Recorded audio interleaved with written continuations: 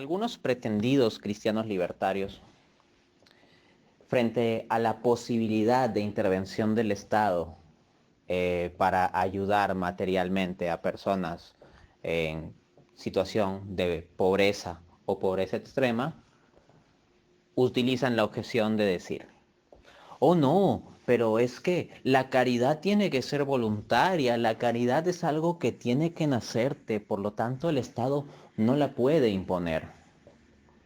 ¿Qué responder sobre esto? Primero, ciertamente el Estado no puede imponer la caridad si entendemos la caridad en tanto el ejercicio de la virtud que nazca de nuestro interior. No está en la potestad ni la posibilidad del Estado dictaminar sobre nuestro interior. Nadie pretende que el Estado entrara a esa instancia metafísica de nuestro libre albedrío. Pero el Estado sí tiene la potestad legítima de cobrar impuestos. Y como aquí estamos hablando de estos pretendidos cristianos libertarios, pues regla de fe, si son verdaderamente cristianos, es la Biblia. Y en Romanos capítulo 13 se nos habla sobre la autoridad del gobierno. Y se establece que tienen la potestad de cobrar impuestos. Ahí el apóstol Pablo escribe: al que deban tributo, páguenle tributo. Dice: sométanse a las autoridades. No les gusta a los cristianos libertarios ese capítulo de Romanos 13.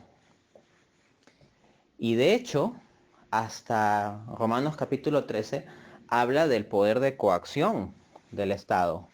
En tanto San Pablo explica aquí que el Estado puede utilizar la espada.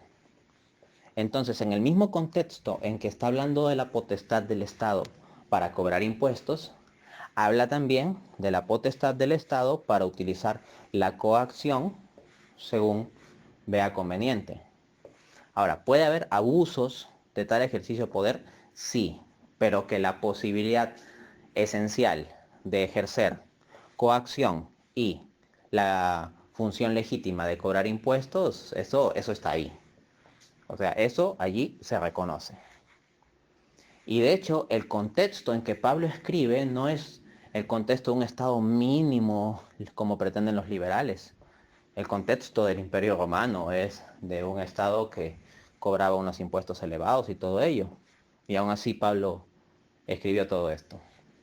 Así que estos cristianos liberales que se vayan a meter a discutir con Pablo, o más bien con quien inspiró lo que escribió Pablo. Entonces, el Estado sí no va a dictaminar sobre lo que tú interiormente quieras. El Estado no te va a obligar a ser solidario o egoísta dentro de tu corazón. Pero sí sobre los actos externos, como el tema del pago de tributos. Y un Estado, en ese contexto, puede dirimir que puede ser lo más conveniente dedicar cierta parte de los tributos a ayudar a cierto grupo de la población que esté en una situación particular de necesidad. Y ahí uno dice: no, yo no pago impuestos porque a mí la caridad me tiene que nacer y a mí no me da la gana de ayudar a esos pobres, porque el que es pobre porque quiere. Y yo con mi libertad cristiana, yo no voy a pagar esos impuestos porque no quiero que el Estado haga eso. Bueno, quien pretenda hablar de ese modo está chocando con Romanos capítulo 13. Así de simple. Así que si digo pretendidamente cristianos, es con buena razón, al comienzo del audio. Esta postura, al final, termina invirtiendo la jerarquía de valores, porque la vida es un bien mucho más importante que la libertad. Entendida estos bienes al menos en el término civil, porque acá estamos hablando de cuestiones civiles de organización del Estado. Entonces, si tenemos, por ejemplo, un 10% de la población que está en riesgo de morir de hambre, y si se requiere restringir ciertas libertades de lo que pueden hacer con sus ingresos el otro 90% de la población, y elegimos ponerle, por ejemplo, un impuesto del 1% para obtener fondos, para darle de comer a ese 10% y que no muera, Por una cuestión del sentido común más básico, sentido común que suele faltar en los libertarios, hay que dar prioridad a la vida. Y si se necesita cobrar un impuesto, pues habrá que hacerlo. Claro que ahí los libertarios dirán, no, es que no se necesita cobrar un impuesto. Simplemente se necesita que el Estado deje las cosas en nuestras manos y nosotros voluntariamente nos vamos a encargar de la gente. A ver, esos discursitos suenan muy bonito, pero cuando se han realizado estudios sobre el problema de pobreza y necesidades básicas no cubiertas en el mundo, y se lo contrasta con el total de donaciones que dan personas a nivel mundial, o incluso se lo compara solo con las donaciones que dan cristianos, la brecha es grande.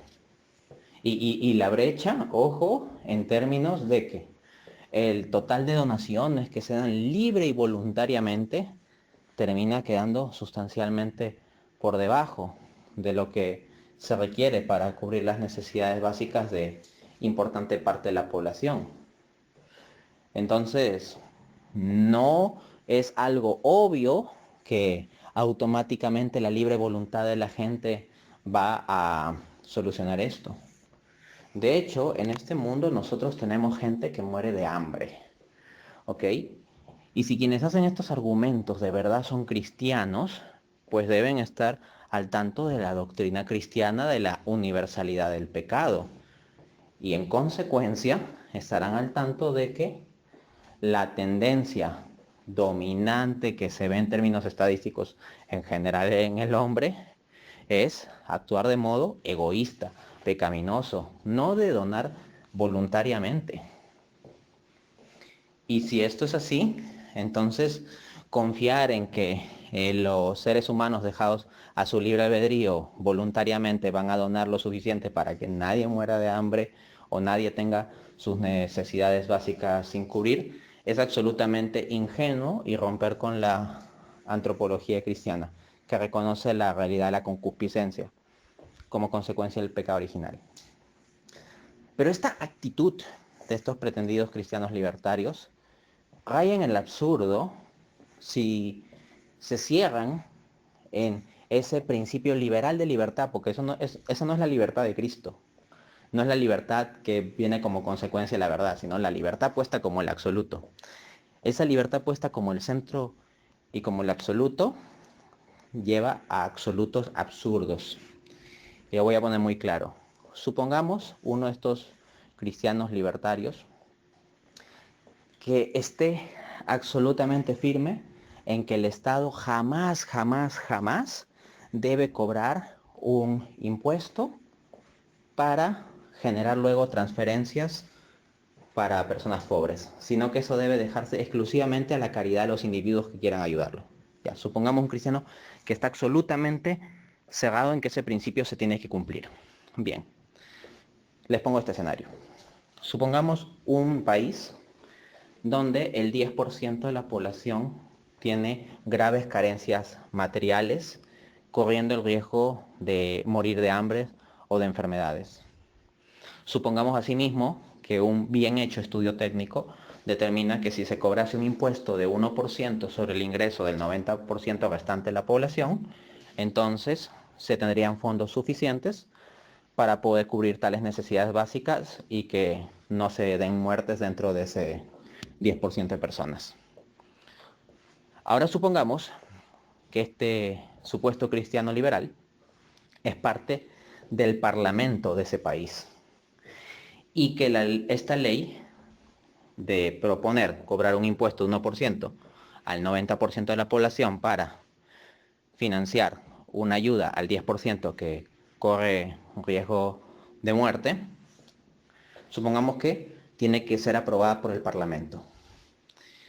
Y supongamos ahora que los votos del Parlamento son tales que falta solo un voto para que tal ley se apruebe. Y si tal ley no se aprueba, pues las cosas seguirán su curso natural. Ahora, supongamos que en tal mundo ideal no hay impuestos y los individuos libremente tenían la posibilidad de ayudar a ese 10% de la población con lo que quisieran. Pero resulta que por la desidia y el egoísmo, las personas libremente no han querido. Su libre voluntad no les ha llevado a dar lo suficiente como para como para que ese 10% tenga lo necesario. Bien, ahora piensa en todo ese escenario. Y queda solo un congresista que vote. Y si ese voto se da a favor de esa ley, la ley se aprueba. Y si no se da a favor, la ley no funciona y en consecuencia va a morir gente. Van a morir niños por ciertas enfermedades o por falta de alimento. Y el único voto que falta es el de ese cristiano libertario. Y como él se cierra en su principio, él dirá, yo no puedo aprobar esta ley porque si yo apruebo esta ley, entonces la caridad ya no será voluntaria y yo soy un hombre de principios. Así que como soy un hombre de principios y el Estado no debe obligar a la caridad, sino que debe ser voluntaria, esta ley no se aprueba. Y vota en contra de la ley no se aprueba y ya está. Ahí mueren unos cuantos niños de enfermedades y de hambre.